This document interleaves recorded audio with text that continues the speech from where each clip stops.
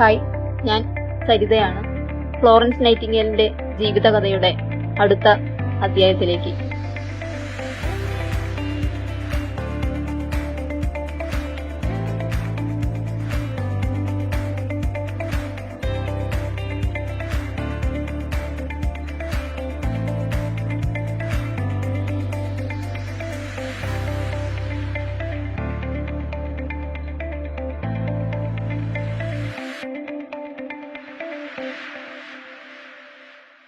പാവങ്ങളുടെ ഇടയിലേക്ക്.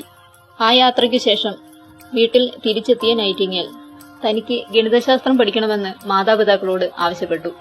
മകൾ ഇനിയും പഠിക്കുന്നതിനെക്കുറിച്ച് അക്കാലത്ത് നൈറ്റിംഗേൽ ദമ്പതികൾക്ക് ആലോചിക്കാനേ കഴിഞ്ഞിരുന്നില്ല. ദിവസം ചെല്ലുന്തോറും ഫ്ലോറൻസിന് ജീവകാരുണ്യ പ്രവർത്തനങ്ങളോടുള്ള താൽപര്യം കൂടിക്കൂടി വന്നു. യാതന അനുഭവിക്കുന്നവരെ സഹായിക്കാൻ ദൈവം തന്നോട് ആവശ്യപ്പെടുന്നതായി അവൾക്ക് അനുഭവപ്പെട്ടു. നേഴ്സാകാനുള്ള തന്റെ ആഗ്രഹം കുടുംബാംഗങ്ങളോട് വെളിപ്പെടുത്തിയെങ്കിലും അവരിൽ നിന്നും അനുകൂലമായ പ്രതികരണമായിരുന്നില്ല ഫ്ലോറൻസ് നൈറ്റിംഗേലിന് ലഭിച്ചത്.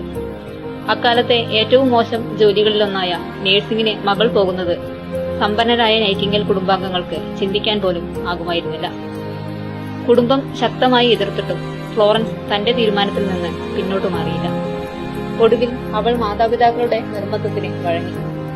നേഴ്സിംഗ് ജോലിക്ക് പോകുന്നില്ല, പക്ഷേ പാവപ്പെട്ടവരെയും രോഗികളെയും സന്ദർശിക്കാൻ തന്നെ അനുവദിക്കണം. ഇതായിരുന്നു അവളുടെ ആവശ്യം. അങ്ങനെ മാതാപിതാക്കളുടെ അനുവാദത്തോടെ ഫ്ലോറൻസ് പാവങ്ങളുടെയും രോഗികളുടെയും ഇടയിലേക്ക് ഇറങ്ങിച്ചു. അവർക്കായി എന്തെങ്കിലും ചെയ്യണമെന്ന് അവൾ ദൃഢനിശ്ചയം ചെയ്തു. ബ്രിട്ടീഷ് കൊട്ടാരത്തിലെ ഉന്നത ഉദ്യോഗസ്ഥനും നൈറ്റിംഗേൽ കുടുംബത്തിന്റെ അടുത്ത സുഹൃത്തുമായിരുന്ന സിഡ്നി ഹെർബർ ഫ്ലോറൻസിന് പൂർണ്ണ പിന്തുണയുമായെത്തി. നഴ്സിംഗ് മേഖലയെക്കുറിച്ച് കൂടുതൽ അറിയാനും അതിൽ പ്രാവീണ്യം നേടാനും ഉപകരിക്കുന്ന കുറെ പുസ്തകങ്ങൾ സിഡ്നി അവർക്ക് സമ്മാനിച്ചു. അത് വായിക്കുകയും പഠിക്കുകയും ചെയ്തപ്പോൾ ആ മേഖലയിൽ സമഗ്രമായ പരിഷ്കരണങ്ങൾ അനിവാര്യമാണെന്ന് ഫ്ലോറൻസ് നൈറ്റിംഗേൽ തിരിച്ചറിഞ്ഞു. രോഗങ്ങൾ കൊണ്ട് കഷ്ടപ്പെടുന്നവരുടെ രോഗശമനത്തിനായി താൻ കൂടുതൽ പഠിക്കേണ്ടിയിരിക്കുന്നുവെന്ന് ഫ്ലോറൻസിന് മനസ്സിലായി. അതോടെ നേഴ്സിംഗ് ഗൗരവമായി പഠിക്കാൻ അവർ ശ്രമം തുടങ്ങി. അതിനിടെ നൈറ്റിംഗേലിന് ധാരാളം വിവാഹ ആലോചനകളും വന്നു. വിവാഹം തന്റെ ലക്ഷ്യത്തിന് തടസ്സമാകുമെന്ന് കരുതിയ അവർ അതിൽ നിന്നെല്ലാം ഒഴിഞ്ഞുമാറി. അടുത്ത അധ്യായം, ഫ്ലോറൻസ് എന്ന നേഴ്സ്. ഒടുവിൽ തന്റെ ഉറച്ച തീരുമാനം ഫ്ലോറൻസ് വീട്ടുകാരെ അറിയിച്ചു. താൻ ആശുപത്രിയിൽ ജോലി ചെയ്യാൻ പോകുന്നു. മകളുടെ മനസ്സ് മാറ്റാനായി മാതാപിതാക്കൾ അവളെ വിദേശത്തേക്ക് അയക്കാൻ തീരുമാനിച്ചു. അങ്ങനെ 1844 ജർമ്മനിയിലെത്തിയ ഫ്ലോറൻസിന് മുന്നിൽ അവരാഗ്രഹിച്ചതുപോലുള്ള സാഹചര്യങ്ങൾ ഒരുങ്ങി. അവിടുത്തെ കൈസർവർത്ത് എന്ന ആശുപത്രിയിൽ ഫ്ലോറൻസ് ജോലിക്ക് കയറി. അവിടുത്തെ രോഗികൾക്ക് താങ്ങും തണലുമായി വളരെ പെട്ടെന്ന് അവർ മാറി. നൈറ്റിംഗേൽ തന്റെ യാത്രകൾ തുടർന്നുകൊണ്ടേയിരുന്നു. ജർമ്മനിക്ക് ശേഷം ഗ്രീസും ഈജിപ്തുമാണ് അവർ ലക്ഷ്യമിട്ടത്. ഗ്രീസിലെ ഏതൻസിൽ വെച്ച് ഒരു കുഞ്ഞു മൂങ്ങയെ ഒരു കൂട്ടം വികൃതി കുട്ടികളിൽ നിന്നും ഫ്ലോറൻസ് രക്ഷിച്ചെടുത്തു. കുട്ടികൾ ആ മൂങ്ങയെ നിർദ്ദയം ഉപദ്രവിക്കുകയായിരുന്നു. ആ മൂങ്ങയ്ക്ക് ഫ്ലോറൻസ് അദീന എന്ന് പേരിട്ടു.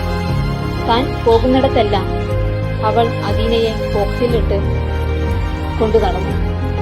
ക്രമിയൻ യുദ്ധമേഖലയിലേക്ക് പുറപ്പെടുന്നതിന് ഏതാനും ദിവസം മുമ്പാണ് അദീന ജീവൻ വെടിഞ്ഞത്. യാത്രയിൽ താൻ കടന്നുപോന്ന ദേശങ്ങളെക്കുറിച്ചും അവയുടെ പ്രത്യേകതകളെക്കുറിച്ചുമൊക്കെ വിശദവും മനോഹരവുമായ കുറിപ്പുകൾ ഫ്ലോറൻസ് തയ്യാറാക്കിയിരുന്നു. ലോകസഞ്ചാരത്തിനു ശേഷം 1850 അവർ ലണ്ടനിൽ മടങ്ങിയെത്തി. 1853 ഓഗസ്റ്റ് 22 ലണ്ടനിലെ അപ്പർ കാലിൻ സ്ട്രീറ്റിലെ കെയർ ഓഫ് സിക്ക് ജെന്റിൽ ഹോം എന്ന ജീവകാരുണ്യ സ്ഥാപനത്തിന്റെ സൂപ്രണ്ടായി അവർക്ക് ജോലി ലഭിച്ചു. ആയിടയ്ക്കാണ് ബ്രിട്ടനിൽ കോളറ പടർന്നു പിടിച്ചത്. ഒട്ടേറെ പേർ മരണത്തിന് കീഴടങ്ങി. ഫ്ലോറൻസിന്റെ ആത്മാർത്ഥമായ പരിചരണത്തിലൂടെ ഒട്ടേറെ പേരെ ജീവിതത്തിലേക്ക് തിരികെ കൊണ്ടുവരാനായി. മകൾ തങ്ങളുടെ ഇഷ്ടത്തിനു വിരുദ്ധമായ ജീവിതം സ്വീകരിച്ചെങ്കിലും പിതാവിന് അവളോടുള്ള സ്നേഹം തെല്ലും കുറഞ്ഞിരുന്നില്ല. എല്ലാ വർഷവും 500 പൗണ്ട് വീതം കൃത്യമായി അദ്ദേഹം മകൾക്ക് നൽകിപ്പോന്നു. ഫ്ലോറൻസിന് സാധാരണ ജീവിതം നയിക്കാൻ ആ തുക ധാരാളമായിരുന്നു. രോഗികളെ ശുശ്രൂഷിക്കുന്നതിനൊപ്പം ദരിദ്രരെ സഹായിക്കാനും അവർ ശ്രമിച്ചു. ഓക്കെ, ബാക്കി തുടരും.